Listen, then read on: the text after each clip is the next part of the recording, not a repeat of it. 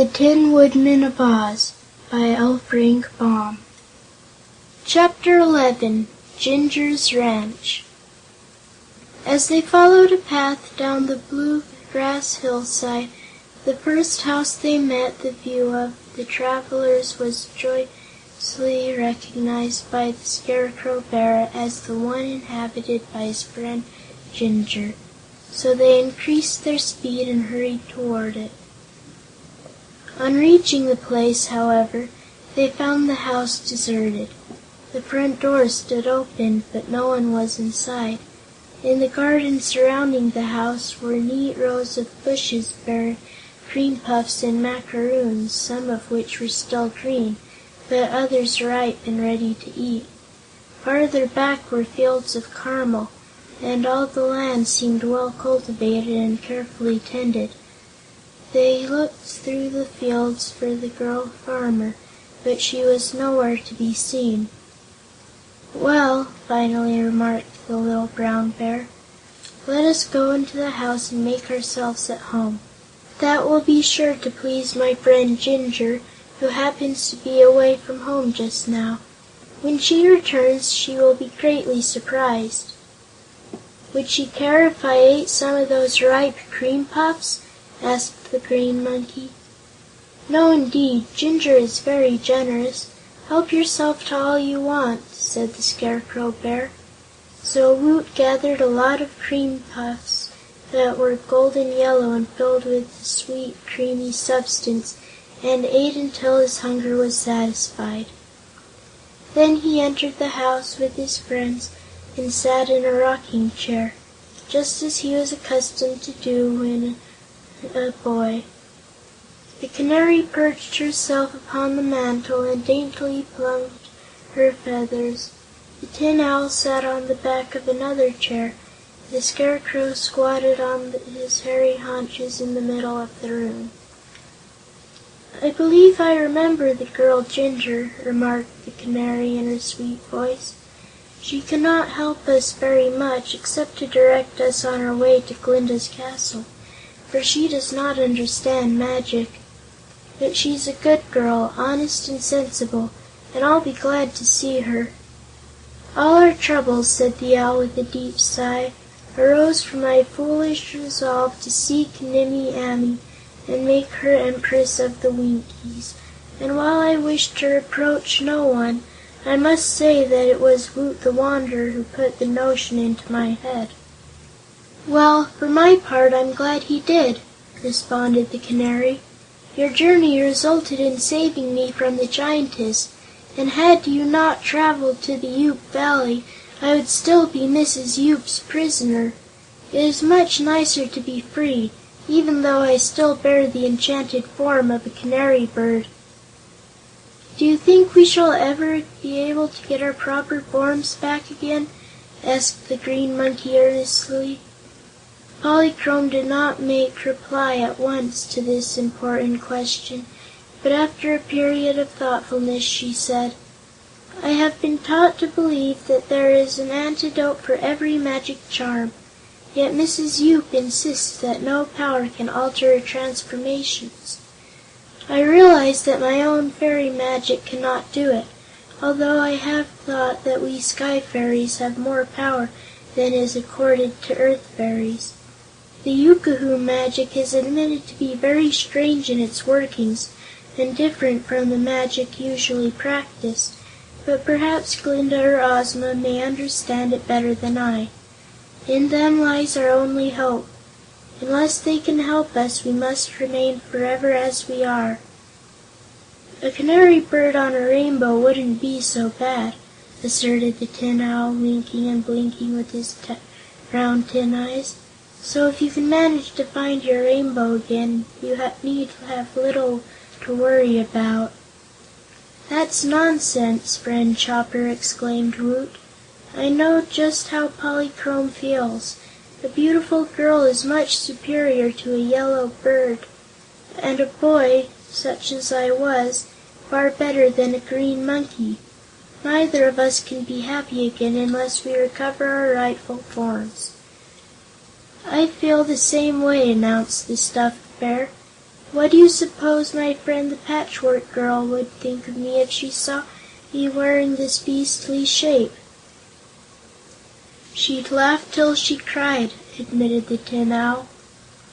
"For my part, I'll have to give up the notion of marrying Nimmie Amee, but I'll try not to let that make me unhappy. If it's my duty, I'd like to do my duty, but if magic prevents me getting married, I'll flutter along all by myself and be just as contented." Their serious misfortunes made them all silent for a time, and as their thoughts were busy in dwelling upon the evils with which fate had burdened them, none noticed that Jinjur had suddenly appeared in the doorway and was looking at them in astonishment. The next moment her astonishment changed to anger, for there in her best rocking chair sat a green monkey. A great shiny owl perched upon another chair, and a brown bear squatted upon her parlor rug. Jinjur did not notice the Canary, but she caught up the broomstick and dashed into the room, shouting as she came: "Get out of here, you wild creatures! How dare you enter my house?" With a blow of her broom she knocked the Brown Bear over, and the Tin Owl tried to fly out of her reach and made a great clatter with his tin wings. The Green Monkey was so startled by the sudden attack that he sprung into the fireplace, where there was fortunately no fire, and tried to escape by climbing up the chimney, but he found the opening too small and so was forced to drop down again. Then he crouched trembling in the fireplace, his pretty green hair all blackened with soot and covered with ashes. From this position Woot watched to see what would happen next. "Stop, Jinjur, stop!" cried the Brown Bear, when the broom again threatened him. "Don't you know me? I'm your old friend, the Scarecrow." "You're trying to deceive me, you naughty beast! I can see plainly that you are a bear, and a mighty poor specimen of a bear, too," retorted the girl. "That's because I'm not properly stuffed," he assured her. "When Mrs. Yoop transformed me, she didn't realize I should have more stuffing." "Who is Mrs. Yoop?" inquired Jinjur, pausing with the broom still upraised. "A giantess in the Gillikin country." "Oh, I begin to understand. And Mrs. Yoop transformed you? You are really the famous Scarecrow of Oz?" "I was, Jinjur. Just now I'm as you see me, a miserable little brown bear with a poor quality of stuffing. That Tin Owl is none other than our dear Tinwoodman, Nick Chopper, the Emperor of the Winkies, while this Green Monkey is a nice boy we recently became acquainted with, Woot the Wanderer." "And I," said the Canary, flying close to Jinjur, "am Polychrome, the Daughter of the Rainbow, in the form of a bird." "Goodness me!" cried Jinjur, amazed. "That giantess must be a powerful sorceress, and as wicked as she is powerful." "She's a yookoohoo," said Polychrome. "Fortunately, we managed to escape from her castle, and are now on our way to Glinda the Good to see if she possesses the power to restore us to our proper forms." "Then I must beg your pardons all of you must forgive me," said Jinjur, putting away the broom. "I took you to be a lot of wild, unmannerly animals, as was quite natural. You are very welcome to my home, and I'm sorry I haven't the power to help you out of your troubles. Please use my house and all that I have as if it were your own." At this declaration of peace, the Bear got up on his feet, and the Owl resumed his perch upon the chair, and the Monkey crept out of the fireplace. Jinjur looked at Woot critically and scowled. "For a Green Monkey," said she, "you're the blackest creature I ever saw, and you'll get my nice clean room all dirty with soot and ashes. Whatever possessed you to jump up the chimney?" I was scared," explained Woot, somewhat ashamed. "Well, you need renovating, and that's what will happen to you right away. Come with me," she commanded. "What are you going to do?" asked Woot. "Give you a good scrubbing," said Jinjur. Now, neither boys nor monkeys relish being scrubbed, so Woot shrank away from the energetic girl, trembling fearfully.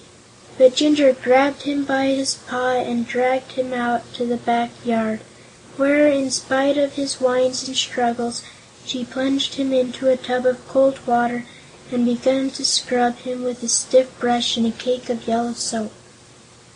This was the hardest trial that Woot had endured since he had become a monkey, but no protest had any influence with Jinjur, who lathered and scrubbed him in a businesslike manner and afterward dried him with a coarse towel. The Bear and the Owl gravely watched this operation, and nodded approval when Woot's silky green fur shone clear and bright in the afternoon sun. The Canary seemed much amused, and laughed a silvery ripple of laughter as she said, "Very well done, my good Jinjur. I admire your energy and judgment, but I had no idea a monkey could look so comical as this monkey did while he was being bathed." "I'm not a monkey," declared Woot resentfully. "I'm just a boy in a monkey's shape, that's all." "If you can explain to me the difference," said Jinjur, "I'll agree not to wash you again. That is, unless you foolishly get into the fireplace. All persons are usually judged by the shapes in which they appear to the eyes of others. Look at me, Woot. What am I?" Woot looked at her. "You're as pretty a girl as I've ever seen," he replied. Jinjur frowned. That is, she tried hard to frown. "Come out into the garden with me," she said, "and I'll give you some of the most delicious caramels you ever ate. They're a new variety that no one can grow but me, and they have a heliotrope flavor." End of chapter 11.